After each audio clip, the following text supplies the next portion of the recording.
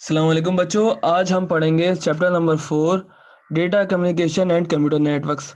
ठीक है। कम्युनिकेशन हमारे पास क्या होता है, जब दो लोग आपस में बात करते हैं तो वो हमारे पास कहलाती है कम्युनिकेशन। ठीक है। दो लोग जब आपस में कोई कुछ बोल रहा है और कोई कुछ रिसीव कर रहा है, समझ रहे हो। अगर मैं कुछ सेंड कर रहा हूँ और मैं कुछ रिसीव कर रहा हूँ तो वो कम्युनिकेशन है। मैं आपसे जूम के थ्रू कम्युनिकेशन कर रहा हूँ। ठीक है। तो जो दो इंसान कम्युनिकेशन करते हैं वो हमारे पास कम्युनिकेशन कहलाता है। लेकिन जब वो वही कम्युनिकेशन हम कंप्यूटर के थ्रू करते हैं, ठीक है, तो हमारे पास क्या कहलाता है, डेटा कम्युनिकेशन। ठीक है। डेटा कम्युनिकेशन क्लियर हुआ सबको कि डेटा कम्युनिकेशन वो कम्युनिकेशन है जो दो कंप्यूटर्स या दो मोबाइल्स के बीच में जो कम्युनिकेशन हो रहा होगा किसी नेटवर्क के थ्रू। नेटवर्क हमारे पास क्या है, इंटरनेट। ठीक है बच्चों। तो जो वो इंटरनेट के थ्रू दो कंप्यूटर्स के बीच में जो राब्ता होगा वो हमारे पास कहलाएगा डेटा कम्युनिकेशन। ठीक है। तो हमारे पास कंप्यूटर नेटवर्क्स क्या हो गए, कंप्यूटर नेटवर्क्स हमारे पास ये इंटरनेट हो गया। इंटरनेट के अलावा हमारे पास कुछ और नेटवर्क्स भी होते हैं कि हम डायरेक्ट दो कंप्यूटर्स को जोड़ देते हैं। ठीक है, वायर के थ्रू वो दो कंप्यूटर्स एक साथ कनेक्ट हो जाते हैं। आपके पास हॉटस्पॉट है। ठीक है बच्चों। तो वो भी आपके पास नेटवर्क्स हैं।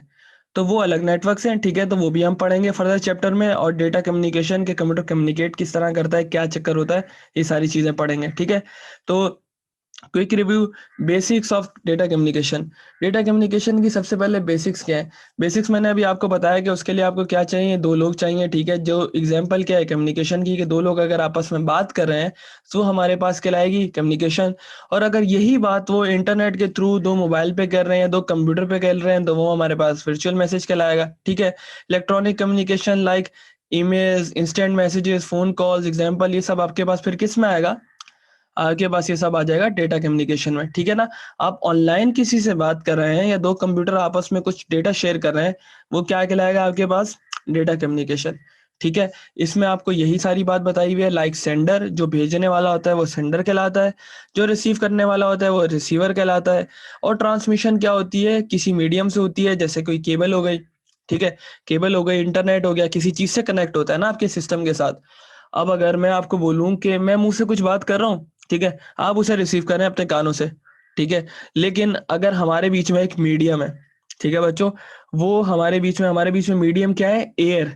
हवा जो है हमारे बीच में मीडियम है। आप वैक्यूम स्पेस में बोल नहीं सकते, आपकी बात मैं सुन नहीं पाऊंगा एक वैक्यूम स्पेस में। इसलिए हम आउटर स्पेस में बात करें तो आवाज नहीं जाती सामने वाले को, क्योंकि बीच में कुछ हमारे पास मीडियम नहीं है। तो इसी तरह हम जब कंप्यूटर कम्युनिकेट करते हैं एक दूसरे के साथ, तो उन्हें भी आपस में क्या चाहिए होता है, एक मीडियम चाहिए होता है। ठीक है बच्चों। उसके बाद बेसिक्स टर्मिनोलॉजीज। टर्मिनोलॉजीज वो लफ्ज जो हम डेटा कम्युनिकेशन में इस्तेमाल करते हैं। ठीक है। अब डेटा, डेटा आपके पास क्या है, collection, raw raw fact and figures आपके पास क्या कहलाता है, डेटा। ये हम कब से पढ़ते हुए आ रहे हैं। ये लैटिन का वर्ड है जिसका प्लूरल है डेटुम। डेटुम, इसको आप जिसका जैसा एक्सेंट है वो इसको वैसे पढ़े, लेकिन मैं सिर्फ डेटुम पढ़ रहा हूँ। ठीक है। क्योंकि मैं डेटा बोलता हूँ, कुछ डाटा बोलते हैं। ठीक है। तो ये हमारे पास लैटिन में इसका डेटुम। ठीक है। इसके बाद डेटा में और क्या क्या चीजें आ सकती हैं, हमारे पास टेक्स्ट आ सकता है, हमारे पास नंबर्स आ सकते हैं, हमारे पास सिंबल्स, इमेजेस, वॉइस, वीडियोस, ये सब चीजें जो कंप्यूटर हमारे पास प्रोसेस कर सके। देखिए, मैं जो अभी कंप्यूटर यूज कर रहे हैं, मेरी स्क्रीन टच नहीं है। ठीक है। मैं एलईडी यूज कर रहा हूँ, तो अगर मैं एलईडी पे टच करूंगा तो मेरे पास कोई रिस्पांस नहीं आएगा। ठीक है। तो वो क्योंकि कंप्यूटर उसको प्रोसेस नहीं कर सकता, तो उसको डेटा नहीं कहेंगे। लेकिन अगर मैं टच स्क्रीन पे टच कर रहा हूँ तो वो मुझसे कुछ डेटा ले रहा है। ठीक है बच्चों। तो वो चीज जो कंप्यूटर प्रोसेस कर सके, और वो text, number, symbol, images, voice, video कुछ भी फॉर्म में हो, ठीक है, तो वो डेटा कहलाएगा। ठीक है। अब आते हैं हम डेटा कम्युनिकेशन पे। अब डेटा जो है, जो भी आपके पास टेक्स्ट, नंबर, ये सारी चीजें जो डेटा कहलाती हैं, जो आप कंप्यूटर को दे सकते हैं, जो जो चीजें कंप्यूटर आपसे रिसीव कर सकता है, वो बेसिकली डेटा है। और वो अनप्रोसेस्ड फॉर्म है, कि अगर आप, मैं इसको वॉइस दे रहा हूँ अपनी, मैं तो बोल रहा हूँ ना सिर्फ, तो वो उसको क्या कर रहा है, प्रोसेस कर रहा है, उसको डिजिटल सिग्नल्स में कन्वर्ट कर रहा है, उसको इंटरनेट के थ्रू भेज रहा है। आपका वाला जो सिस्टम है उसको फिर डिकोड कर रहा है, फिर उसे मेरी आवाज में आपको सुना रहा है। ये सारी चीजें तो अलग है। ठीक है। इसके बाद हमारे पास आते हैं डेटा कम्युनिकेशन। अब डेटा पढ़ लिया हमने, अब हम पढ़ते हैं डेटा कम्युनिकेशन। डेटा कम्युनिकेशन क्या होता है, जो इलेक्ट्रिकली अगर हम, मेरा डेटा, मेरी आवाज में एक जगह से दूसरी जगह तक भेजूंगा तो वो क्या कहलाएगी, डेटा कम्युनिकेशन। ठीक है। वो वही बात हो गई, ऊपर वाली सारी बात है जो नीचे हो रही है दोबारा, कि भाई इलेक्ट्रॉनिकली अगर मैं कुछ भी डेटा भेज रहा हूँ, मेरे पास से सेंड हो रहा है और दूसरे बंदे के पास रिसीव हो रहा है, तो वो कहलाएगा डेटा कम्युनिकेशन। ठीक है बच्चों। नेक्स्ट आ जाते हैं डेटा ट्रांसमिशन। डेटा ट्रांसमिशन आपके पास क्या होता है कि वायरलेसली आपका डेटा जाए कहीं पर, ठीक है। वायरलेसली या वायर्ड के मीडियम से एक जगह से डेटा जब दूसरी जगह जाएगा तो उस डेटा के जाने को क्या कहेंगे आप, डेटा ट्रांसमिशन कहेंगे। ठीक है, नेक्स्ट आते हैं एनालॉग सिग्नल्स पे। एनालॉग सिग्नल्स आपके पास क्या होते हैं, जो एनालॉग फॉर्म में होते हैं, ठीक है। इस तरह से जो ये लाइंस दिख रही हैं आपको, ये जो सारे सिग्नल्स होते हैं ये लाइन फॉर्म्स में होते हैं, ठीक है। ये हमारे पास कांस्टेंट नहीं होते कभी भी कि कांस्टेंट चल रहे हैं हमारे पास, नहीं बेटा, ये कभी इस तरह से नहीं होते। एनालॉग सिग्नल्स अप डाउन होते रहते हैं, ठीक है। इसकी मिसाल इस तरह से है कि जब आपका डेटा कनेक्शन है, आपका डेटा कनेक्शन कभी भी कांस्टेंट नहीं आएगा, वो कभी बहुत ज़्यादा हो जाएगा, कभी बहुत ज़्यादा कम हो जाएगा, क्योंकि वो आपके पास किस तरह आ रहा है, एनालॉग सिग्नल्स में आ रहा है ना। आपके मोबाइल में सिग्नल्स आ रहे होते हैं ना, वो कभी कांस्टेंट तो नहीं रहते। ठीक है बच्चों। इसके बाद आते हैं हमारे पास डिजिटल सिग्नल्स। डिजिटल सिग्नल्स आपके पास वो होते हैं जो कि जीरो और वंस में होते हैं आपके पास, ठीक है। सिग्नल्स आते हैं आपके पास लेकिन वो इनकोडेड होते हैं किसमें, जीरो में और वंस में। ये सब मैं रिकैप कर रहा हूँ लास्ट क्लास का, ठीक है बच्चों। तो वो किस में कोड होते हैं, जीरो में। देखें जो ये ऊपर जा रहा है ना, ये आपके पास वन है। वन का मतलब होता है बिट ऑन, ठीक है। फिर ये नीचे आएगा, फिर ये जीरो हो जाएगा, फिर ये ऊपर चला जाएगा। लेकिन ये देखें ये हमारे पास इस लाइन्स में थी, ठीक है। जो डिजिटल सिग्नल्स है हमारे पास वो बिट्स में है, ठीक है बच्चों। इसके बाद इनका कंपैरिजन कि इन दोनों के डिफरेंस क्या है। हमारे पास एनालॉग सिग्नल वेव फॉर्म में होता है, डिजिटल सिग्नल हमारे पास डिस्क्रीट वेव में होता है, मतलब जीरो और वन में होता है, ठीक है, बाइनरी फॉर्म है। एनालॉग सिग्नल की हमारे पास कभी भी फिक्स रेंज नहीं होती, कभी बहुत ज़्यादा चला जाता है, कभी बहुत ज़्यादा नीचे आ जाता है, ठीक है। और हमारे पास डिजिटल सिग्नल्स है, इनकी फाइनाइट, मतलब फाइनाइट का मतलब होता है लिमिटेड, इनफाइनाइट का मतलब होता है अनलिमिटेड, और फाइनाइट का मतलब होता है लिमिटेड। तो इसकी सिर्फ दो ही लिमिट्स हैं डिजिटल सिग्नल्स की, जीरो और वन वन, ठीक है। इसके बाद हमारे पास क्या चीज़ थी, इसके बाद हमारे पास ये है कि एनालॉग सिग्नल्स को बहुत आसानी से डिस्टर्ब कर सकते हैं, ठीक है। अगर जैसे कि मेरे पास एक स्टेबलाइजर लगा हुआ है, मैं उसके साथ मैग्नेट लगा दूं तो क्या होगा, उसकी पूरी रीडिंग खराब हो जाएगी, ठीक है।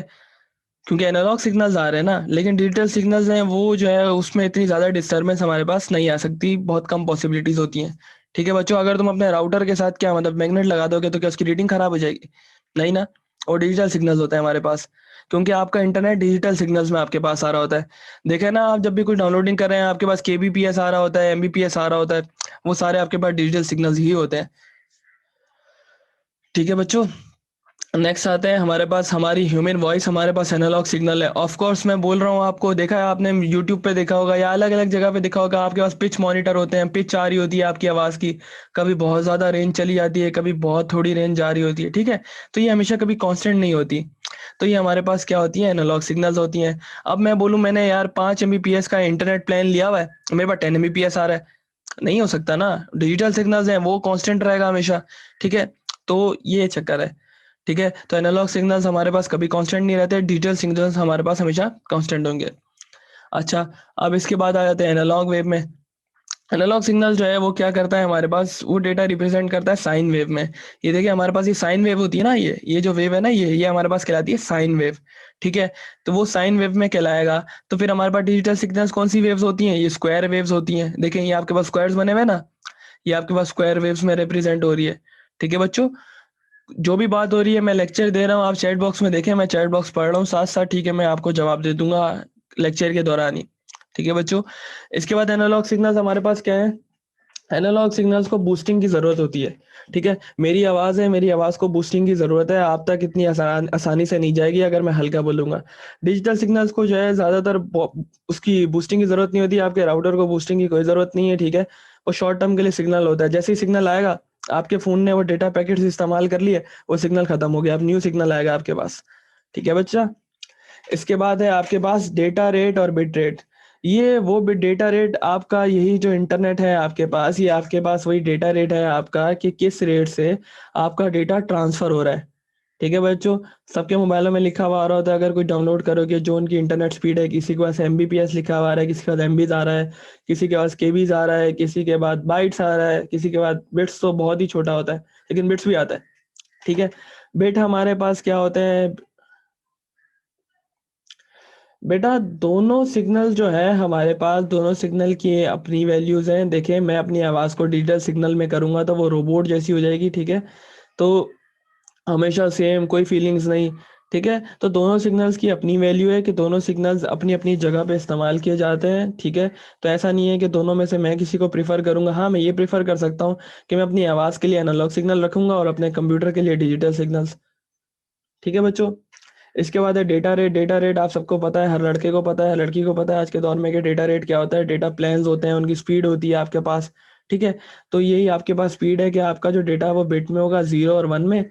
बिट बिट होता है आपके पास 0 और 1 2। बाइट होता है 8 आपके पास। फिर आप मल्टीप्लाई मल्टीप्लाई करते चले जाएं, फिर आपके पास मेगाबाइट आ जाएगा, फिर आपके पास गीगाबाइट आ जाएगा, उससे छोटा मेगाबाइट से किलोबाइट आ जाएगा। ठीक है। तो ये आपका डेटा वो डेटा होता है जो कि पैकेट्स के फॉर्म में ट्रांसफर हो रहा होता है। ठीक है। यहाँ तक कोई कंफ्यूजन किसी बच्चों को? ठीक है। अब आपका जो है डेटा जो बिट में शेयर हो रहा है वो डेटा रेट में आएगा।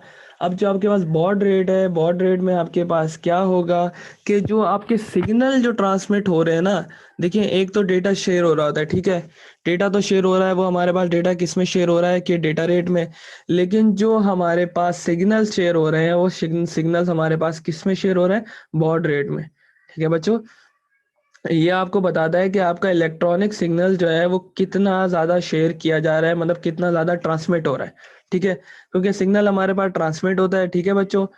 तो जो सिग्नल की ट्रांसमिशन है वो हमारे पास बॉड रेट में आएगी, और जो हमारे पास बिट की ट्रांसमिशन है वो हमारे पास डेटा रेट में आएगी। ठीक है बच्चों। तो अब हमारे पास देखिए सिग्नल जो है आपके पास ज़्यादा स्ट्रांग भी होते हैं। तो एक सिग्नल में बिट्स ज़्यादा भी आ सकती हैं, लेकिन हाँ, एक सिग्नल में बिट ज़्यादा भी आ सकती हैं। अगर हम ये कहें बेटा, आपके पास जो ये है एमबीपीएस केबीपीएस, ये आपके पास बिट्स होती है। ठीक है। बिट्स होती हैं, लेकिन बिट्स अब देखो ना, अगर मैं ये बोलूं कि मेरी जो है, अब मैं इस तरह से बोलूं कि मेरे पास, आपको तो ये पता है ना कि एक जो हमारे पास एमबी होती है उसके अंदर 1024 होती हैं। ठीक है। ये तो सबको पता है। और फिर 1024 एमबीज के अंदर हमारे पास क्या होता है? 1 जीबी होता है। ठीक है। तो यही हमारे पास केबीपीएस होता है। ठीक है। किलोबाइट पर सेकेंड। एमबीपीएस से छोटा जो है ना, मतलब आपके पास 1 सेकेंड के अंदर इतनी एमबीज जो है वो आपका फोन जो है इस्तेमाल कर सकता है। इतनी बिट्स आ रही होती हैं आपके पास। ठीक है बच्चों। ये इस तरह से होता है कि 1 सेकेंड के अंदर आपका फोन जो है, इतनी आपका फोन, आपका पीसी इतना इंटरनेट जो है, इतनी बिट्स जो है वो इस्तेमाल कर रहा है। ठीक है बच्चों। ये एक बिट की एक अमाउंट होती है। एक बिट हमारे पास 2 होती है, फिर बढ़ाते जाओ तो फिर वो किलो बाइट्स में आ जाती है। ठीक है। तो 1 सेकेंड में वो इतनी बिट्स यूटिलाइज कर रहा होता है उस टाइम पे। ठीक है। बॉड रेट था हमारे पास। बॉड रेट ये था कि हमारा जो सिग्नल का ट्रांसमिशन है पर सेकेंड में, वो हमारे पास किस में आएगा? बॉड रेट में आएगा। ठीक है। जो हमारे पास बिट्स जा रही थी वो किस में आएगा? डेटा रेट में। और जो सिग्नल शेयर हो रहा था वो हमारे पास आएगा बॉड रेट में। ठीक है। इसके बाद इसके डिफरेंसेस देख लेते हैं कि डेटा रेट में और बॉड रेट में क्या फ़र्क है। बिट रेट हमारे पास tells the number of bits transmitted per unit of time.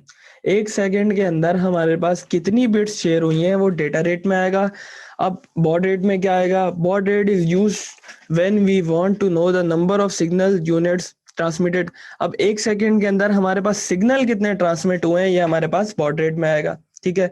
अब फिर बिट रेट हमारे पास नंबर रिप्रेजेंट करती है, और वो कौन से हैं? 0 और 1 है, जो हर सेकंड जा रहे हैं। ठीक है। बॉड रेट हमारे पास क्या करेगी? नंबर ऑफ सिग्नल जो है हमारे पास कितने शेयर हुए। ठीक है। और एक सिग्नल हमारे पास दो से एक से ज्यादा बिट्स को भी रिप्रेजेंट कर सकता है।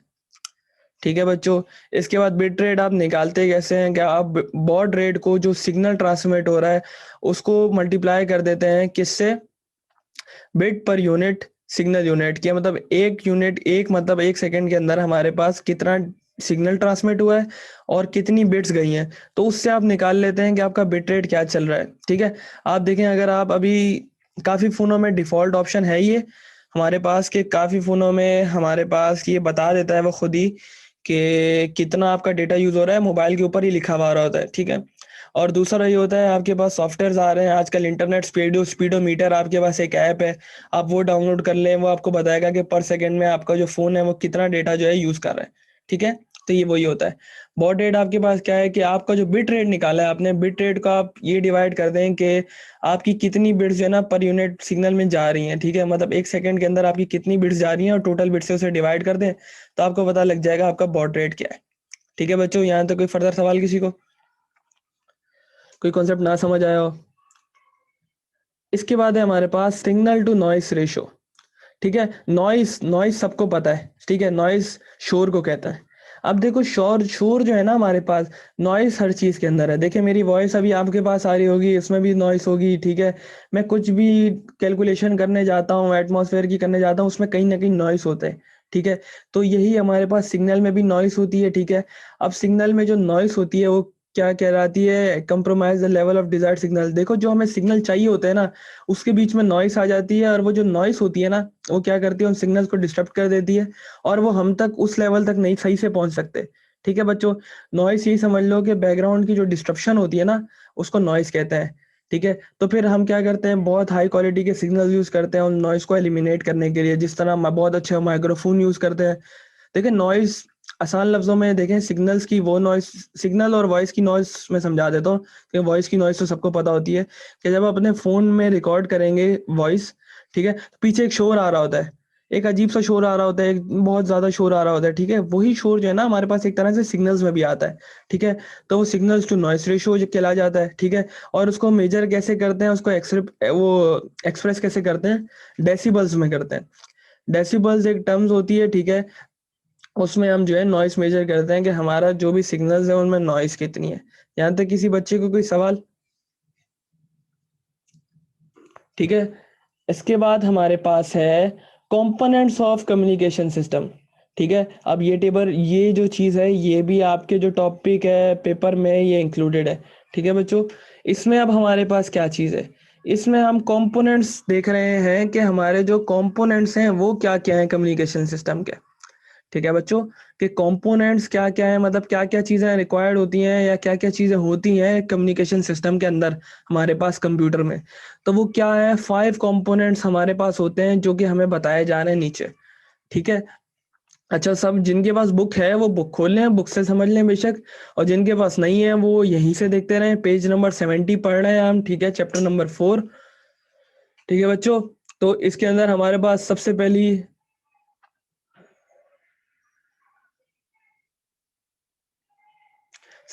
जो है हमारे पास सबसे पहली जो चीज़ है वो है मैसेज। ठीक है, अब देखें जब हम दो कंप्यूटर अब हमारे पास कम्युनिकेट कर रहे हैं तो हम क्या क्या टर्मिनोलॉजी इस्तेमाल करेंगे या क्या क्या चीज़ होती है। सबसे पहले तो जो इन्फॉर्मेशन हम भेज रहे हैं वो क्या कहलाएगा, हमारे पास मैसेज कहलाएगा। ठीक है,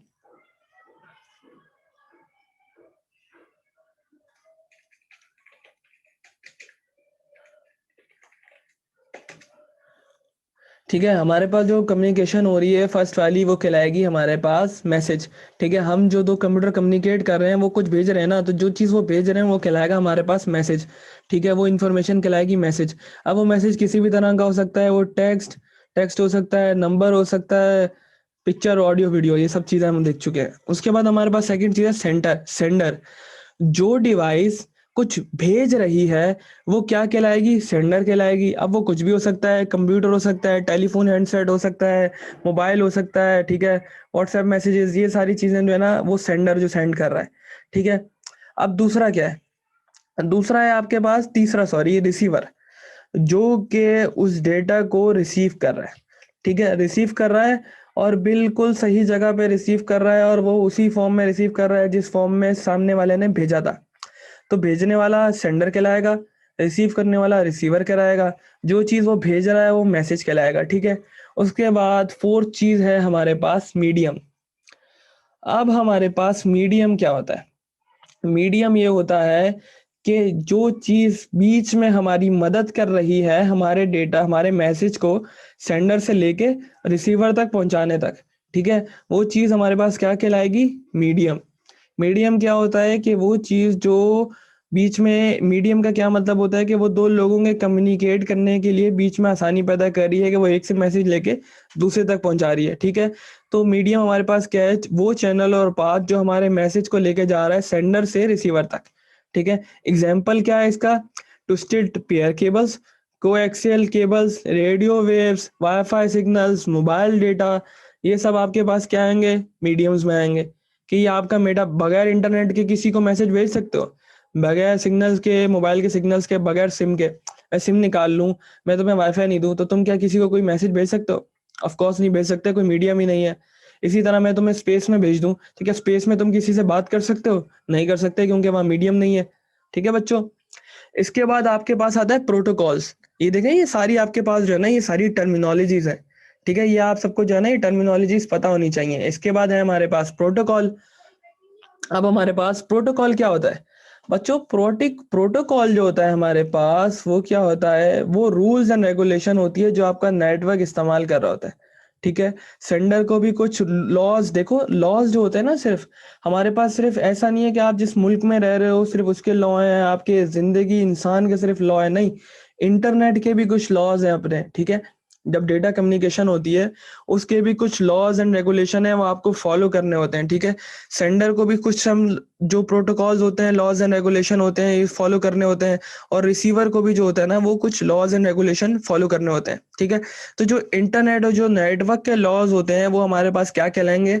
वो हमारे पास कहलाएंगे प्रोटोकॉल। ठीक है, और ये प्रोटोकॉल दोनों पार्टीज को एक्सेप्ट करने होते हैं जब वो कम्युनिकेट कर रहे होते हैं। ठीक है, जाहिर है जब आप कोई कहीं अकाउंट बनाते हैं तो वो आपसे एक परमिशन लेटर आ रहा होता है आपके पास। ठीक है, कि हम वो सारी परमिशन जो होती हैं, वो बेसिकली वो सारे प्रोटोकॉल्स होते हैं जो आप एक्सेप्ट कर रहे होते हैं। ठीक है, कोई भी एप्लीकेशन डाउनलोड करेंगे या कुछ भी ऐसा कोई नेटवर्क पे जाएंगे, वो आपसे कुछ साइन करवाते हैं, एक एग्रीमेंट होता है उनका, वो कुछ साइन करवाते हैं आपसे कि भाई यही हमारे प्रोटोकॉल्स हैं, ये आपको फॉलो करने पड़ेंगे। ठीक है बच्चों, तो प्रोटोकॉल्स आपके पास क्या होते हैं? जो ऑनलाइन नेटवर्क के जो एग्रीमेंट्स होते हैं, जो लॉज होते हैं, वो हमारे पास क्या कहलाएंगे? प्रोटोकॉल्स कहलाएंगे। ठीक है बच्चों, यहाँ तक किसी को कोई फर्दर सवाल? इसके बाद हम पढ़ेंगे properties of a good communication system. ठीक है, ये आज का लास्ट टॉपिक है हमारे पास कि गुड कम्युनिकेशन सिस्टम की प्रॉपर्टीज क्या है। एक अच्छा कम्युनिकेशन सिस्टम में होता क्या क्या है, बहुत अच्छी, मतलब सबसे अच्छा जो होगा हमारे पास कम्युनिकेशन सिस्टम, दो कंप्यूटर जो कम्युनिकेट कर रहे हैं, उसकी प्रॉपर्टीज क्या होनी चाहिए भाई? उसकी प्रॉपर्टीज होनी चाहिए डिलीवरी, एक्यूरेसी और टाइमलेसनेस। टाइमलेसनेस, ठीक है, मतलब भाई हमारा जो है, हम जो भेज रहे हैं वो डिलीवर हो जाए जहां पे हम डिलीवर करना चाह रहे हैं। समझ रहे हो भाई? मैं आपको आसान लफ्जों में समझाता हूँ कि आपने फूड पांडा का एक ऑर्डर करवाया। फूड पांडा तो सबने यूज किया है ना। फूड पांडा पे अगर हमने एक ऑर्डर करवाया, ठीक है बच्चों, आपने ऑर्डर करवा दिया, आपने डिलीवरी की लोकेशन सही लिखी, लेकिन वो आप तक डिलीवरी नहीं कर पाया, उसने कहीं रॉन्ग एड्रेस पर डिलीवर करा दिया, तो क्या वो फूड पांडा की अच्छी सर्विस होगी? मुझे चैट बॉक्स में बताएं, क्या वो फूड पांडा की अच्छी सर्विस होगी? बिल्कुल भी अच्छी सर्विस नहीं होगी, क्योंकि आपका जो डेटा है वो डिलीवर ही नहीं हो रहा। ठीक है, तो जो डेटा आप तक डिलीवर होगा तो वो गुड कम्युनिकेशन होगी हमारे पास। ठीक है, तो डिलीवरी क्या हो गई? जो डेटा हमने भेजा है उसकी बिल्कुल एग्जैक्ट वैसे ही डिलीवरी हो जैसे हमने सेंड किया था। एक्यूरेसी का मतलब होता है कि जैसी चीज हमने भेजी है वैसी ही हमारे पास डिलीवर हो, उसमें किसी भी किस्म की ऑल्टरेशन ना हो। डेटा आप जब सेंड करते हो वो उस फॉर्म में नहीं जाता। डेटा आप जब सेंड करते हो वो इनक्रिप्ट होता है आपके पास। इनक्रिप्ट होने के बाद जिस डिवाइस में जा रहा होता है वो उसको डिक्रिप्ट करती है, वो दोबारा उसको डिक्रिप्ट करके फिर आपको दिखा रही होती है। ठीक है, तो ये चक्कर होता है हमारे पास। तो एक्यूरेसी बहुत मैटर करती है कि जैसा आप डेटा भेजो, सामने वाले के पास वो डेटा वैसा ही रिसीव हो जैसे आपने सेंड किया है, वरना तो कोई वो यूजफुल ही नहीं रहेगा, कोई फायदा ही नहीं है उसका। ठीक है बच्चों, इसके बाद ये है आपके पास कि आपका तीसरा जो टॉपिक है, तीसरा ये है कि भाई आप जब जो डेटा भेज रहे हो वो बिल्कुल टाइम पे डिलीवर होना चाहिए। मैं आपको अभी मैसेज कर रहा हूँ, आपके पास 1 घंटे बाद आ रहा है, भाई क्या फायदा? ठीक है, अब मुझे कहीं जाना है या मुझे कोई इमरजेंसी है, मैं आपको अभी मैसेज कर रहा हूँ, 1 घंटे बाद आपके पास पहुंच रहा है, 1 घंटे बाद आप मुझे जवाब दे रहे हो, तो क्या वो गुड कम्युनिकेशन रहेगा? ठीक है, मैंने आपको व्हाट्सएप पे एक मैसेज किया कि भाई मुझे आपसे ये काम है या फिर अभी ये काम कर दें, और वो 1 घंटे बाद आपको मिल रहा है, 1 घंटे बाद आप मुझे भेज रहे हो, तो क्या वो गुड कम्युनिकेशन कहलाएगी? कि वो सिस्टम जो है गुड कम्युनिकेशन सिस्टम कहलाएगा? कहलाएगा नहीं कहलाएगा? जी बिल्कुल नहीं कहलाएगा हमारे पास। क्यों भाई? वो गुड कम्युनिकेशन सिस्टम होगा ही नहीं जब वो हमारा काम ही टाइम पे नहीं करेगा। ठीक है ना बच्चों, तो यहाँ तक आज का टॉपिक हमारा यहाँ तक खत्म हो गया।